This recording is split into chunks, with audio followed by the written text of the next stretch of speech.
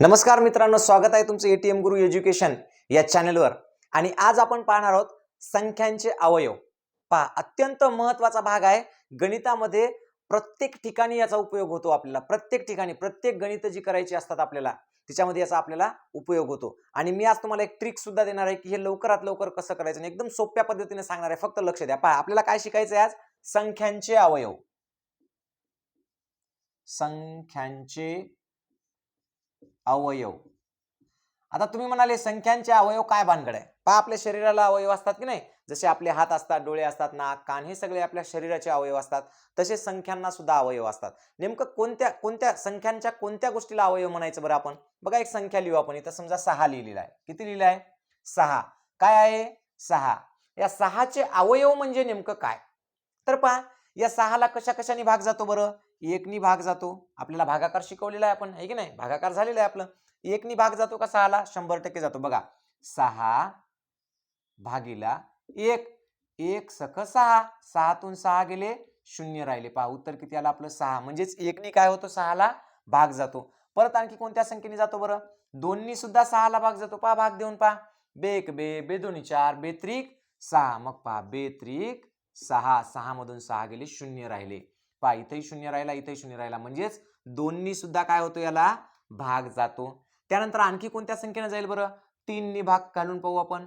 3 नी 6ला भाग जातो का? पहा, 3 एक 3, 3 दोन्ही 6, 3 दोन्ही 6, 6 मधून 6 गेले, 0 राहिला। म्हणजे 3 नी सुद्धा भाग जातो याला। आणखी कोणत्या गोष्टीने भाग जाईल पाहूया आपण। 6 ने भाग जातो पहा याला। 6 भागिले 6, 6 एक 6, 6 मधून 6 गेले, 0 राहिले। म्हणजे 6 ने सुद्धा याला भाग गेला। पहा, आपण एक संख्या घेतली। कोणती संख्या घेतली? 6। कोणती घेतली? 6। 6 ही संख्या घेतली आणि या 6ला कोणकोणत्या संख्येने भाग जाते ते पाहिलं। मग 6ला कोणकोणत्या संख्येने भाग गेला? 1 नी भाग गेला, 2 नी भाग गेला, 3 नी भाग गेला आणि 6 नी भाग गेला। या चारही संख्यांनी 6ला भाग गेला। आणि भाग कसा गेला बरं? पूर्ण भाग गेला। पूर्ण भाग गेला म्हणजेच काय? की शेवटी बाकी काय राहिलंय? 0। म्हणजे 1 नी भाग घातल्यावर सुद्धा बाकी 0 राहिले। म्हणजे निशेष, शेष काहीच राहिलेलं नाही, 0। 2 नी भाग घातला, 0 राहिलं। 3 नी भाग घातला, 0। आणि 6 नी सुद्धा भाग घातल्यावर 0 राहिलं।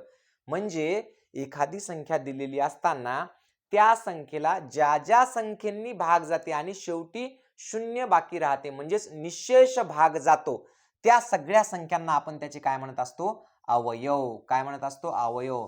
मग आता या 6चे अवयव कोणकोणते आहेत बरं? 6चे अवयव आहेत 1, 2, 3 आणि 6। पहा, व्याख्या काय दिलेली आहे बरं पुस्तकामध्ये अवयवांची?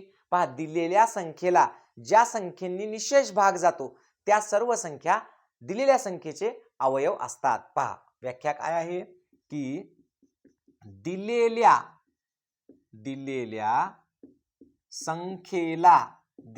संख्येला ज्या संख्यांनी भाग जातो, ज्या संख्यांनी भाग जातो त्या संख्यांना दिलेल्या संख्येचे अवयव म्हणतात। काय म्हणतात? दिलेल्या संख्येचे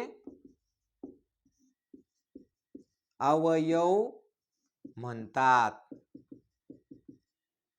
अशी याची व्याख्या आहे। पहा, काय आहे व्याख्या? दिलेल्या संख्येला ज्या संख्यांनी भाग जातो त्या संख्यांना दिलेल्या संख्येचे अवयव म्हणतात। किती सोपं आहे। पहा, ही दिलेली संख्या आहे आपली, किती? 6। पहा, दिलेल्या संख्येला म्हणजे कोणत्या संख्येला? या 6ला। 6 दिली म्हणून तिथं 8 दिलेली असू शकते, 10, 200, 288, 236, 35, 34 कोणतीही संख्या दिलेली असेल, तर दिलेल्या संख्येला ज्या संख्यांनी भाग जातो, पहा, ज्या संख्यांनी भाग जातो। आता कोणकोणत्या संख्यांनी भाग गेला? 1 नी भाग गेला, 2 नी भाग गेला, 3 नी भाग गेला आणि 6 नी भाग गेला। ज्या संख्यांनी भाग जातो त्या संख्यांना दिलेल्या संख्येचे अवयव म्हणतात। कोणत्या संख्येचे? दिलेल्या संख्येची। ही आहे दिलेली संख्या। तर मग आता हे 1, 2, 3 आणि 6 कशाचे अवयव आहेत? या 6 या संख्येचे अवयव आहेत। असे आपल्याला प्रत्येक संख्येचे, वेगवेगळ्या संख्येचे काय करता येतात? अवयव पाडता येतात। आता पहा, परत आपण अवयव पाडून पाहू। आता 12 घेतली आपण संख्या, दिलेली संख्या 12 आहे। आता 12ला पहा बरं कशा कशाने भाग जाईल? 1 नी भाग जातो, बरोबर आहे।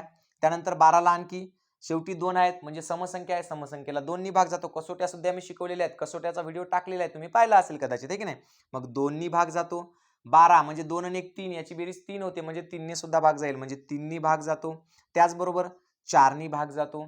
त्याचबरोबर 12 समसंख्या आहे आणि 3 ने भाग जातो म्हणजेच कशाने भाग जाईल, 6 ने सुद्धा भाग जाईल म्हणजे 6 ने भाग जातो आणि नंतर 12 ने भाग जातो. पहा आता 12 या संख्येला कोणत्या कोणत्या संख्येने निश्चय भाग केला बरं, 1 2 3 4 6 आणि 12 म्हणजेच 1 2 3 4 5 6 याचे अवयव किती पडले, 6. आणि जेव्हा आपण अवयव लिहित असतो तेव्हा अवयव लिहिताना प्रत्येक अवयवानंतर काय द्यायचं, कॉमा द्यायचा, विसरायचं नाही. प्रत्येक अवयवानंतर काय येतो, कॉमा, शेवटी येतो फुल स्टॉप. बरोबर. मग आता आपण कॉमा देऊन अवयव लिहिले. किती अवयव पडले 12चे, 1 2 3 4 5 6 अवयव पडले. आता परत आणखी पहा, जर समजा आपल्याला 40चे अवयव पाडा म्हणले असतील तर मग 40चे अवयव कसे पाडणार आपण, पहा 1 नी भाग जातो 40ला, 2 नी भाग जातो, त्यानंतर 4 नी भाग जातो, त्यानंतर 0 आहे शेवटी म्हणजे 5 न भाग जाणार, त्यानंतर 6 न जाईल का, जाणार नाही, 7 न जाणार नाही, 8 न भाग जाईल, त्यानंतर 9 न जाणार नाही, 10 न भाग जाईल, त्यानंतर 10च्या नंतर डायरेक्ट 20 ने भाग जाईल आणि नंतर 40 ने भाग जाईल. आता हे सुद्धा, आता पहा याच्यामध्ये 1 2 3 4 5 6 7 8 किती अवयव पडले, याचे 8 अवयव पडले. पहा किती अवयव पडले, एकूण 8. कोणकोणते, 1 2 4 5 8 10 20 40. याचे किती अवयव पडले बरं, 12चे 1 2 3 4 5 6 6 अवयव पडले. या 6चे किती अवयव पडले बरं, 1 2 3 4 किती अवयव पडले, 4 अवयव पडले. याच्यावरून तुम्हाला एक गोष्ट लक्षात आली असेल की कोणत्याही संख्येचे जर आपण अवयव केले तर साधारणतः ते सम येतात. पहा किती आले, सम. 4 हा अंक कसा आहे, सम आहे, किंवा 6 ही संख्या कशी आहे, सम आहे, 8 ही संख्या कशी आहे, सम. पण याला सुद्धा एक अपवाद आहे. जर आपण एखादी वर्ग संख्या घेतली, काय घेतली, वर्ग संख्या, तर मात्र विषम अवयव पडतात. म्हणजे समजा आपण घेतली 16, 16 ही काय, 4चा वर्ग आहे. मग 16चे अवयव कसे पडतात बरं, 1 न भाग जातो, 2 न भाग जातो, त्यानंतर 3 न भाग जात नाही, 4 न भाग जातो, त्यानंतर 4 नंतर डायरेक्ट किती न भाग जाईल, 5 न जातो का, जात नाही, 6 न जातो का, जात नाही, त्यानंतर जातो 8 नी भाग आणि त्यानंतर जातो 16 नी भाग. मग आता परत एक गोष्ट आपल्या लक्षात येते की पहा याच्यामध्ये किती अवयव झाले बरं, याचे 1 2 4 8 आणि 16 म्हणजेच 1 2 3 4 5 किती अवयव झाले, 5. हे 5 का झाले, कारण हा 4चा काय आहे, वर्ग, म्हणजेच या 4चा तो काय आहे, वर्ग. मग जेव्हा जेव्हा वर्ग संख्या येते एखादी, वर्ग संख्या कोणकोणत्या आहेत बरं, 2चा वर्ग 4 आहे, किंवा मग 3चा वर्ग 9 आहे, 4चा वर्ग 16 आहे, 5चा वर्ग 25 आहे, 6चा वर्ग 36 आहे, 7चा वर्ग 49 आहे, 8चा वर्ग 64 आहे, 9चा वर्ग 81 आहे, 10चा वर्ग 100 आहे. अशा ज्या वर्ग संख्या आहेत त्या वर्ग संख्यांचे अवयव विषम पडतात आणि त्या वर्ग संख्या सोडून बाकी सगळ्या संख्यांचे अवयव कसे पडतात, सम पडतात. ही पहिली गोष्ट कळाली आपल्याला की एखाद्या संख्येचे अवयव विषम होतील की सम, तर सम. फक्त वर्ग संख्या असेल तर विषम. आता दुसरी महत्वाची गोष्ट काय आहे की याच्यामध्ये जर आपण या 1चा आणि 12चा गुणाकार केला, पहिल्या संख्येचा आणि शेवटच्या संख्येचा, तर 12 1 12, त्यानंतर या 2चा आणि 6चा गुणाकार केला तर 6 दोन्ही 12, त्यानंतर या 3चा आणि 4चा गुणाकार केला तर 4 त्रिक 12, म्हणजे पहिली संख्या आणि शेवटची संख्या यांचा जर गुणाकार केला आपण अशाच क्रमाने, पहिली संख्या आणि शेवटची संख्या, त्यानंतर सुरुवातीची 2 नंबरची संख्या आणि शेवटून 2 नंबरची संख्या यांचे जर असे गुणाकार करत गेले तर प्रत्येकाचं उत्तर काय येतं, दिलेली संख्या येतं. इकडे पहा 40 1 40, 20 दोन्ही 40, 4 10 40 आणि 8 पंच 40. इथे सुद्धा तसं होतं, फक्त शेवटच्या मधल्या संख्येचा, कारण इथे एक विषम संख्या म्हणून त्याचा वर्ग करायचा, म्हणजे त्या संख्येने त्या संख्येला गुणायचा. 16 1 16, 8 दोन्ही 16 आणि या 4चा काय केला आपण, वर्ग. इथे सुद्धा पहा 6 1 6, 3 दोन्ही 6. दुसरी गोष्ट कळाली तुम्हाला. आता याच्यामध्ये तिसरी एक महत्वाची गोष्ट आहे.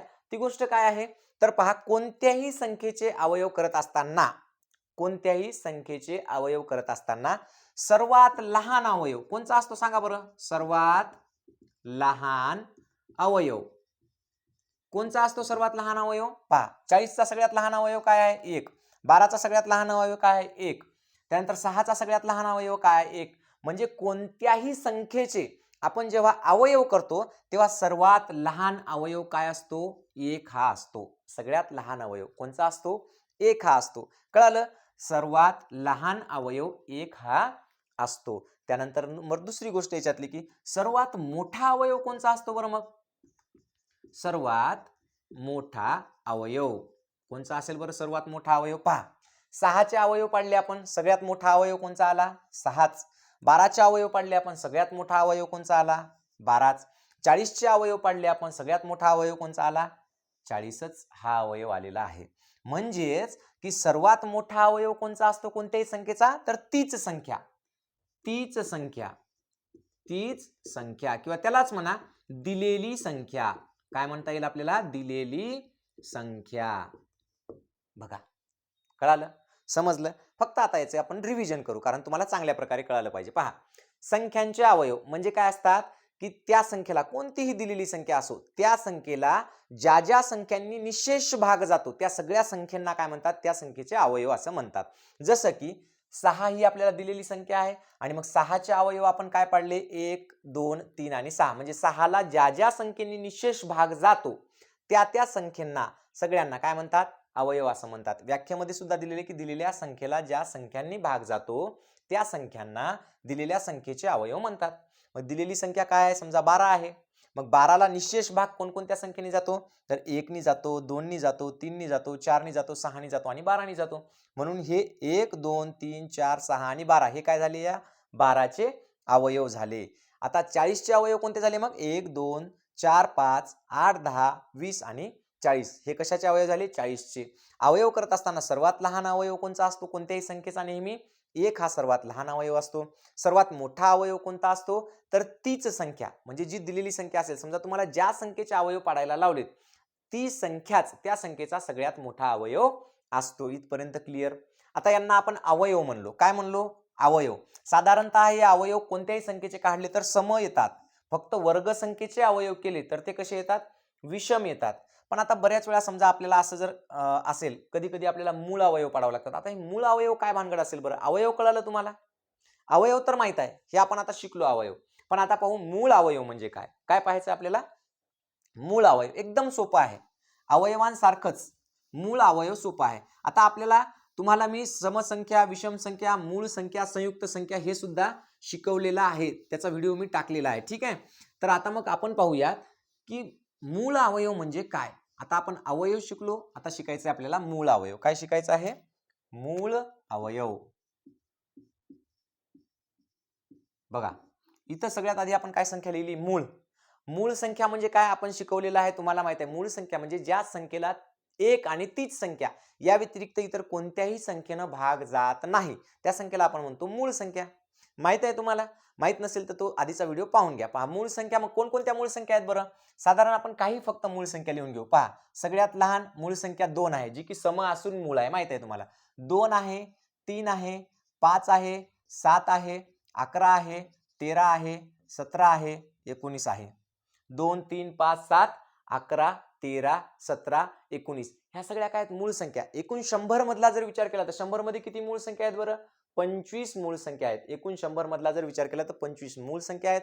74 संयुक्त संख्या आहे आणि 1 ही मूळही नाही आणि संयुक्तही नाही असं आपण म्हणतो. ठीक आहे. हे झालेलं आहे आपलं संख्या ज्ञान या चॅप्टर मध्ये. तर पहा, आता मूळ अवयव कसे पाडायचे. आता आपण याच्या आधी 6चे अवयव पाडले होते, 12 या संख्येचे अवयव पाडले होते आणि 40 या संख्येचे अवयव पाडले होते. या 3 संख्यांचे अवयव पाडले होते, बरोबर आहे. आता याचे मूळ अवयव पाडून पाहूयात बरं आपण कसे पाडायचे. पहा, 6चे मूळ अवयव कसे पाडायचे.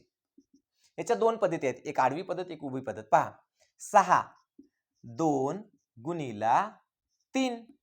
पहा, 2 गुणिला 3 किती झाले? 3 दोन्ही 6. याला आडवी पद्धत म्हणतात. पण आडव्या पद्धतीपेक्षा आपण काय करू? उभ्या पद्धतीने पाडून पाहू. पहा, हे 6 लिहिले आपण, जसं आपण आता मगाशी केलं होतं अवयव पाडताना, तसं आता पहा आपण काय करू? सगळ्यात लहान मूळ संख्या कोणची आहे? 2. कारण याचे कोणते अवयव पाडायचे? आपल्याला मूळच. संयुक्त असलेला आपल्याला एकही अवयव आता घ्यायचा नाही. संयुक्त संख्या असलेला अवयव घ्यायचा नाही. आपल्याला फक्त मूळ अवयव पाडायचे. मग सगळ्यात लहान जी मूळ संख्या आहे तिथून आपण सुरुवात करू. चला मग 6ला या मूळ संख्यांपैकी 2, 3, 5, 7, 11, 13, 17, 19 पैकी कोणत्या संख्येने भाग जातो? लहानात लहान तर 2 नी भाग जातो. म्हणून आपण घेतलं. पहा, बेत्रिक 6. बरोबर आहे. बेत्रिक 6. पहा, आपण असं जे लिहित होतो की नाही, बे 1 बे, बे 2 4, बेत्रिक 6 आणि मग इथं उत्तर लिहित होतो. आता बदल काय केला आपण की हे 3 कुठे लिहिले? 6च्या खाली. बेत्रिक 6. मग आता 3 ला परत सगळ्यात लहान मूळ संख्येनं कोणत्या भाग जाईल बरं? 2 न भाग जाईल का? जात नाही. मग 2 नंतर कोणती आली? 3. मग 3 न भाग घेतला आपण. 3 1 3. शेवटी 1 आला म्हणजे आपलं आता काम थांबवायचं. ठीक आहे. मग आता पहा, म्हणून आता 6चे अवयव किती झाले बरं? 6चे अवयव काय आले मग? 2 आणि 3. पण आता याला कसं लिहायचं? 2 गुणिला 3 असं लिहायचं. पहा, मूळ अवयव कसे लिहितात? मूळ अवयव नेहमी गुणाकाराच्या स्वरूपात लिहायचे. कशाच्या? गुणाकाराच्या स्वरूपात लिहायचे. आणि जे आपण अवयव पाडले, एकंदरीत सगळे जे अवयव पाडतो आपण संख्येचे अवयव, साधे अवयव, ते साधे अवयव कशाच्या स्वरूपात लिहितो आपण? कॉमा देऊन लिहितो, है की नाही? पण मूळ अवयव कसे लिहायचे? गुणाकाराच्या स्वरूपात लिहायचे. पहा, आता 6चे झाले. आता 12चे अवयव पाडू आपण. हे आपण लिहिले 12. आता सगळ्यात आधी कोणत्या मूळ संख्येने भाग जाईल? लहानात लहान मूळ संख्या कोणची आहे? 2. 2 ने भाग जाणार, म्हणून पहा, बेसख 12. पुन्हा याला 2 ने भाग जाईल. बेत्रिक 6. परत 3 1 3. पहा, बेसख 12. आता 6ला 2 ने भागा. बेत्रिक 6. आता 3 ला भागा. 3 1 3. आता म्हणून 12चे मूळ अवयव किती आले बरं? 2 गुणिला 2 गुणिला 3. बरोबर. आता आपण पाहू 40चे मूळ अवयव. आता पहा 40चे मूळ अवयव. सगळ्यात आधी लहान संख्या कोणची आहे? मूळ संख्या 2. मग 2 ना आधी भाग घालू. बे हे दोन्ही 4 आणि 0 ला 0. पहा, बे दोन्ही 4 आणि बे 0 0 म्हणजेच 20 दोन्ही 40. ठीक आहे. परत याला 2 न भाग जाईल. बे 1 बे, बे 0 0. परत याला 2 ने भाग जाईल. बे 5 10. आता 5 ला अशी कोणती मूळ संख्या आहे जिने भाग जाईल? कारण तिला मूळ संख्येना भाग जात असतो का? कोणत्या संख्येने नाही, कोणत्याच संख्येने भाग जात नाही. मूळ संख्येला फक्त त्याच संख्येने भाग जातो. म्हणून आता 5 ला कशाने भाग घालावा लागेल? 5 नेच. 5 1 5. म्हणून मग आता 40चे मूळ अवयव किती आले बरं? म्हणून 40चे मूळ अवयव किती आले? 2 गुणिला 2 गुणिला 2 गुणिला 5. पहा, 5 दोन्ही 10, 10 दोन्ही 20, 20 दोन्ही 40. तर अशा प्रकारे याला म्हणतात मूळ अवयव. जे आपण आधी पाहिले होते ते होते अवयव आणि हे आहेत मूळ अवयव. आता जर समजा एक सोपा प्रश्न जर आपल्याला विचारलं, पहा, साधा एक तुम्हाला ट्रिक्स सांगतो आता मी. ट्रिक्स इथपर्यंत कळालं? काहीच नाही. मूळ अवयव म्हणजे काय करायचं? फक्त मूळ संख्यांनी त्याला भाग घालायचा आणि त्या मूळ संख्येच्या स्वरूपातच त्याचे अवयव आले पाहिजे. असे प्रत्येक संख्येचे मूळ अवयव येतात, है की नाही? मग आता जर आपल्याला समजा एक ट्रिक्स आणि तुम्हाला एक उदाहरण सांगतो मी, ज्याच्यावरून आपल्याला असं कळेल. पहा, की 288 ही जर संख्या दिली आपल्याला, किती दिली? 288 आणि सांगितलं की याचे अवयव पाडा. ठीक आहे. याचे नुसते अवयव पाडायला किती अवघड जाईल? खूप अवघड जातं. किंवा प्रश्न आला समजा 288 चे अवयव किती पडतात? आता मूळ अवयव विचारले की अवयव विचारले बरं आपल्याला? फक्त अवयव विचारले. मग अवयव विचारल्यावर आपण काय करणार? याला भाग 1 न जातो, शेवटी 8 आहे म्हणजे 2 न जातो, 88 आहे म्हणजे 4च्या कसोटीत बसतं म्हणून 4 ने जातो, मग परत 8 ने जातो, 6 ने जातो. असं आपण जर करत राहिलो, 6 ने सुद्धा जातो बरं काय भाग. मग 6 ने जातो, मग 8 ने जातो, 9 ने सुद्धा भाग जातो. म्हणजे पहा 1 2 3 4 6 8 9, परत 12 ने भाग जातो त्याला, परत 18 ने भाग जातो, 24 ने भाग जातो. असं आपण जर लिहित गेलो मग किती? 12 ने भाग जातो, मग परत कितीने भाग जातो. असं करत राहिलो आपण तर आपल्याला सगळे पाढे पाठ असतील का? आपल्याला सगळे पाढे पाठ असणार नाहीत. मग याचे अवयव किती पडतात हे कसं करायचं? मग कोणी कोणी समजा पाढे पाठ असतील, 18 पर्यंत पाढे पाठ आहेत, मग 18 ने भाग जातो का त्याला? 100%. 18 ने सुद्धा भाग जातो, मग 24 ने सुद्धा भाग जातो, मग 36 ने सुद्धा भाग जातो, किंवा 36च्या आधी काय 32 ने सुद्धा त्याला भाग जातो. असं सगळं आपण करतो. पण मग एवढं करत बसण्यापेक्षा आपल्याला याची एक सोपी ट्रिक्स आहे की याचे अवयव किती पडतात 288 चे. असे जर तुम्ही केले तर आपल्याला पाढे पाठ नाहीत, आपण तेवढे अवयव करू शकतो का त्याचे? नाही करू शकत. मग आपल्याला काय विचारले त्यांनी की याचे एकूण किती अवयव पडतात? 288 चे अवयव किती पडतात? आधी काय करायचे? याची मूळ अवयव पाडून घ्यायचे. पहा 288 चे आपण काय करायचे? डायरेक्ट मूळ अवयव पाडून घ्यायचे आणि त्याच्यावरून मग किती अवयव पडतात हे आपल्याला कळून जाईल. पहा 288 चे मूळ अवयव पाडायचे म्हणजे आपल्याला काय करावं लागेल? सगळ्यात लहान मूळ संख्या कोणची आहे? मग आधी 2, मग 2 ने भाग देऊ. बे 1 बे, ठीक आहे. बे दोन्ही आपलं बे चोक 8, परत बे चोक 8, किती आलं? 144. आता शेवटी 4 आहे, समसंख्या म्हणजे परत 2 ने भाग जाईल, मग परत 2 ने भाग घाला. पहा बे 7 14 आणि बे दोन्ही 4, परत 72 आलं म्हणजे परत शेवटी समसंख्या आहे, मग परत 2 ने भाग जाईल. मग पहा बे त्रिक 6 उरला 1 12 झाले, बे सख 12, परत 2 ने भाग जाईल. बे 1 बे उरला 1 16 झाले, बे 8 16, परत शेवटी काय समसंख्या आहे म्हणजे 2 ने भाग जाईल. बे 9 18. आता 9 ला सगळ्यात लहान कोणत्या मूळ संख्येने भाग जाईल? तर 3 ने भाग जाणार, मग पहा 3 त्रिक 9, परत 3 ने भाग जाणार, 3 त्रिक 3 एक 3, म्हणजेच पहा आता याचे मूळ अवयव किती आले, मूळ अवयव आले 2 गुणिला 2 गुणिला 2 गुणिला 2 गुणिला 2, म्हणजे पहा 1 2 3 4 5 वेळा 2 आले, परत गुणिला 3 गुणिला 3. ठीक आहे. आता आपल्याला प्रश्न काय विचारलाय की 288 चे अवयव किती पडतात. आता आपण हे काढलेले काय मूळ अवयव, आपल्याला काय सांगायचं अवयव किती पडतात ते सांगायचं. मग याच्यावरून एक सोपी ट्रिक आहे पहा, एकदम सोपी. पहा 2 किती वेळा आलेला आहे, 5 वेळा, मग 2 चा घात किती वेळा घ्यायचा, 5 वेळा घेतला, गुणिले 3 किती वेळा आलेला आहे बरं, 3 किती वेळा आलेला आहे, 2 वेळा, मग हा 2 चा घात घेतला. पहा 3 चा घात घेतला, 2 चा घात किती आला, 5, 1 2 3 4 5 वेळा घेतला म्हणून 2 चा घात 5 आला. 3 किती वेळा आहे, 2 वेळा, म्हणून 3 चा घात किती आला, 2 आला. आता काय करायचं, या दोन्ही मध्ये याच्यात पण एक मिसळवायचा आणि याच्यात पण एक मिसळवायचा. 5 आणि 1 किती होतात, 6, गुणिला जशाला तसं, 2 आणि 1 किती होतात, 3, जशाला तसं, आणि मग 6 त्रिक 18, आणि हे आपलं उत्तर. म्हणजे 288 चे अवयव किती पडतात, 18. काय केलं आपण, एकदम सोपं. वाटल्यास आणखी एक उदाहरण पाहू आपण. समजा तुम्हाला विचारलं 136 चे अवयव किती, 136 चे अवयव, किंवा 140 चे सोडा, 140 चे अवयव किती पडतात. मग आपण 1 न 2 न 3 न कसोट्या पाठ करू करू 140 पर्यंत जाणार का नाही. सगळ्यात सोपं काय करायचं, 140 चे मूळ अवयव पाडून टाकायचे. पहा मूळ शेवटी 0 म्हणजे 2 न भाग जातो, बेसाती 14, किती, बेसाती 14, आणि बे0 0 किती आलं, 70 आलं, बरोबर आहे. परत त्याला 2 ने भाग जातो, बेत्रिक 6 उरला 1, बेपंच 10, बरोबर आहे. आता मूळ संख्या कोणत्या संख्येने भाग झालेला, 2 नंतर 3 ने भाग जात नाही, त्याच्यानंतरची मूळ संख्या कोणती आहे, 5, मग 5 1 5, 5 7 35, परत 7 न भाग जाईलेला. ठीक आहे. मग आता काय करायचं, याचे मूळ अवयव कोणते आले बरं, 2 गुणिले 5 गुणिले 7, पहा 2 गुणिले 2 गुणिले 5 गुणिले 7, 2 किती वेळा आलं, 2 दा, मग पहा 2 चा कितवा घात, दुसरा, गुणिला 5 किती वेळा आलं, 1 वेळाच आलं, म्हणून 5 चा एक पहिलाच घात, गुणिला 7 किती वेळा आलं, एकदाच, म्हणून 1 चाच घात. मग पहा 2 मध्ये काय करायचं, 1 मिसळायचा, 5 मध्ये 1 मिसळायचा, आणि 7 मध्ये 1 मिसळायचा. 2 आणि 1 किती झाले, 3, गुणिला पुन्हा 1 आणि 1 किती झाले, 2, गुणिला पुन्हा 1 आणि 1 किती झाले, 2, बे 1 बे 2 4, आणि 4 त्रिक 12. मग या 140 चे किती अवयव पडतील, 12 अवयव पडतील. पहा कोणकोणचे पडतील ते आपण वाटल्यास तुम्ही करून पहा, किती अवयव पडणार, पण त्याचे फक्त 12 अवयवच पडणार. म्हणजेच कोणत्याही संख्येचे आपल्याला जर अवयव किती पडतात विचारलं, तर या ट्रिक्स नुसार आपण अवयव काढू शकतो, आणि अशा प्रकारे आपण मूळ अवयव किंवा अवयव कोणत्याही संख्येचे पाडू शकतो. ठीक आहे, थांबूया तिथं. आता याच्या पुढच्या चॅप्टर मध्ये आपण लसावी मसावी पाहू. तत्पूर्वी तुम्हाला एक महत्त्वाची गोष्ट सांगतो अत्यंत, की तुम्हाला जर माझं गणित शिकवलेलं आवडत असेल आणि कळत असेल, तर आपलं एटीएम गुरु एज्युकेशन नावाचं एक ऍप आहे, एटीएम गुरु एज्युकेशन. हे ऍप आहे. या ऍप मध्ये तुम्हाला संपूर्ण नवोदयची बॅच आहे गणिताची, ती पूर्णपणे बॅच मिळेल. त्याचबरोबर ऍप मध्ये फक्त 21 रुपयामध्ये, किती रुपयामध्ये, फक्त 21 रुपयामध्ये संपूर्ण मराठी व्याकरणचा कोर्स मिळेल, ज्याच्यामध्ये 100+ व्हिडिओ आहेत, टेस्ट आहे, सगळं काही आहे. ठीक आहे. जर तुम्हाला ते घ्यायचं असेल तर ताबडतोब एटीएम गुरु एज्युकेशन हे ऍप डाउनलोड करा. थांबतो इथं. जय हिंद.